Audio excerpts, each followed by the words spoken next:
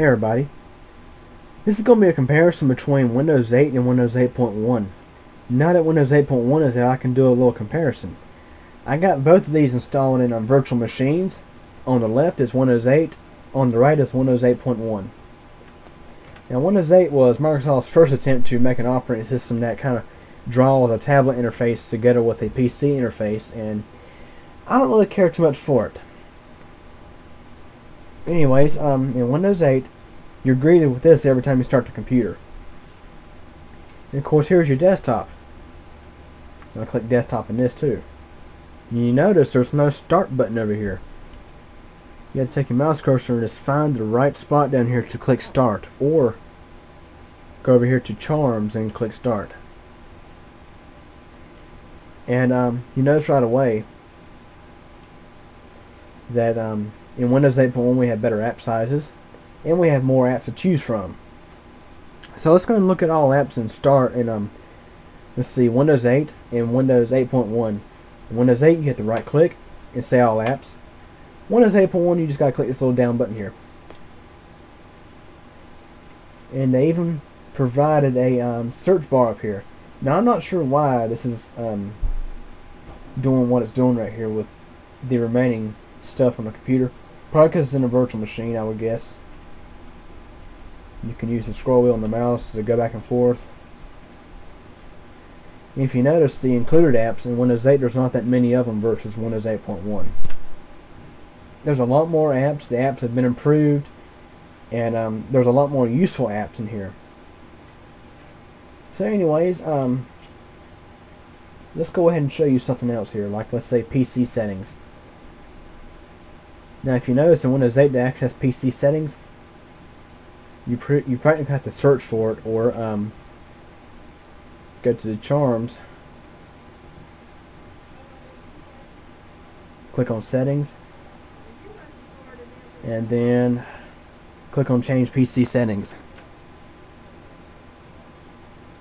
And this is the PC settings thing in Windows 8. And let's go and access the PC settings in Windows 8.1. They got the app for it right here. Just one click and you're there. So anyways, this is the revamped PC settings app in Windows 8.1. It's more, it's better laid out. It has PC and devices right here. You have personalization stuff here. Scroll down, you have lock screen apps. Had the option to turn the camera on and off, which there's no camera here because it's a virtual machine. Now that we're in PC and devices, you'll have lock screen, display, devices, mouse and touchpad, typing, corners and edges, power and sleep, autoplay, PC info, accounts. Now of course you could, this is where you could create a Microsoft account or connect with one, that kind of stuff. Change your account picture, your sign-in options. You can add a password here, add a picture password or a PIN. See other accounts, you can add more accounts right here. SkyDrive, which I'm not going to mess with that. Search and apps, you can customize how search works, all that kind of stuff. And if you have a meter connection, you can change settings here. Now, this is actually turned on by default, which I kind of like that, because this way it won't excessively use your connection if you're on meter connection. Right here is sharing options. Show apps how I use that. Show apps I use most often at the top of the app list. Show a list of how I share most often, items and lists, that kind of stuff. See notifications for apps. App sizes. Shows you how much space your apps are taking. And of course defaults at the bottom. You can change everything more or less back to default, or change your default browser, or default email, and music player, and video player. Now here's one thing I don't like here is in both 8 and 8.1, if you're using a desktop computer or a laptop, you will probably want to use, like, let's say Windows Media Player for your video player, or Windows Live Photo Gallery for your picture viewer, or Windows Photo Viewer. Instead, they got these what I call tablet apps set as default. So it rips you out of the desktop environment and makes you go into here. And I'm going to try to do a more in-depth overview of Windows 8.1. This is more or less comparison between the two. So this is definitely going to be a longer video. But anyways, you get the idea with Windows 8.1. Everything is more laid out. You have a lot more features here. It's kind of like the control panel. Now in PC settings in Windows 8, you have personalize, users, notifications, search, share. Oh, in general. And notice here, it automatically sets the system time to Pacific time, regardless of where you're at. Now let me go ahead and go back over here to Windows 8.1 and in this have a look at this. Time and language, Pacific time. Microsoft, why can't you seem to figure this out? Not everybody on the globe is in Pacific time. They can't seem to figure this out. They should ask you this when you install the operating system. Now I'm going to change Windows 8 to the correct time zone, which is Eastern time. And then I'll have to, of course, actually set the clock to the correct time. And scroll down. There's no save, so automatically apparently this saves automatically. And then I'm going to wait and do this later in Windows 8.1. But anyway, you get the idea. The PC settings in Windows 8 is not very well laid out, and there's nothing much to it. Overall, Windows 8 is garbage. It's hard to use. And I find it very cumbersome to use, especially on laptops with trackpads. Now here we're back to the desktop. Let's go ahead and go to the desktop a little bit and show you some things. Now I'm trying to do this where the video doesn't get too long.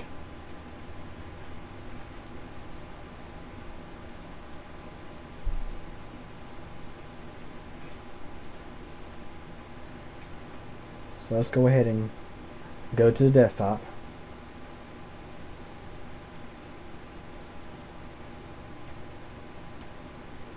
Again, I already mentioned the start button, which I feel is misleading. There should be a start menu there. But I'm going to show you a few things that they've done here. They have improved the desktop by putting the start button in, but at the same time, they have taken away some features.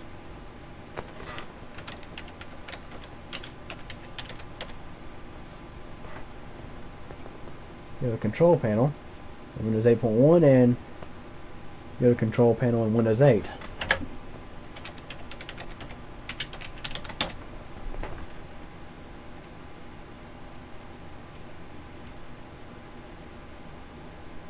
Now, if you notice in Windows 8 and 8.1, there is no backup and restore. That's gone. That's definitely one thing. Yeah, now it's this Windows 7 file recovery, which you can in Windows 8 you still have the option to create a system image, and it's so funny. It's called Windows 7 file recovery. How much sense does that make? It doesn't make a whole lot of sense, does it? Go over to the Windows 8.1 control panel. If you notice that Windows 7 file recovery is gone. No longer there. Let me show you something else here. Going to System. There is no longer Windows Experience Index. That's gone. In Windows 8, it's there. It just hasn't been rated yet. But if you notice in 8.1, that's gone.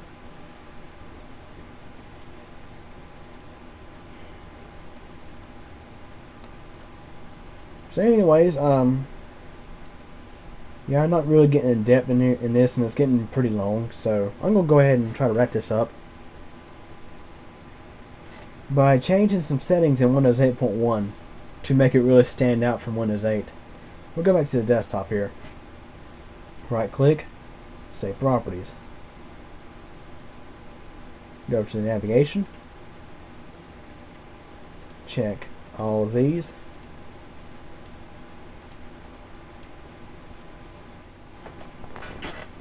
So I've checked all these here, and go ahead and uncheck these two.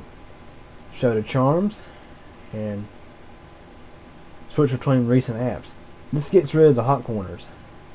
I'll click OK. And of course, another way to restart Windows 8 or Windows 8.1 is to right click and say shut down or sign out. And I believe in Windows 8. That's right, Windows 8 that's not available. You have to go to the start screen mess to get to shut down. So anyways, right click on start button, shut down or sign out, and click on restart. And while that's restarting, you notice here that navigation tab is missing from Windows 8.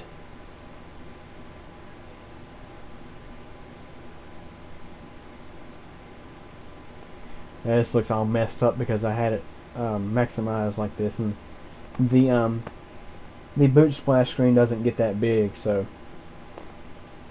let Windows 8.1 start back up.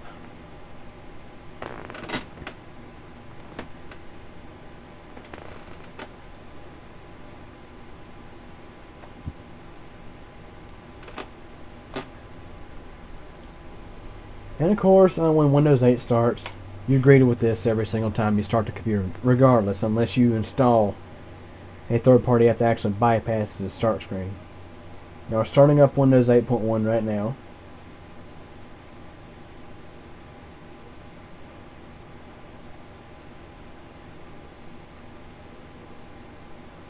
Then we are straight to the desktop. Click on Start. We see apps by category. And you notice now all of those tablet apps are shoved way back here. And up front are all of the desktop apps. So anyways, yeah, it's a bit long and not very in-depth, but it's kind of a comparison between Windows 8 and Windows 8.1. And if you want a more in-depth video of Windows 8.1, I'm going to do a more in-depth review of Windows 8.1. So anyways, any questions or comments, feel free to ask, and thanks for watching.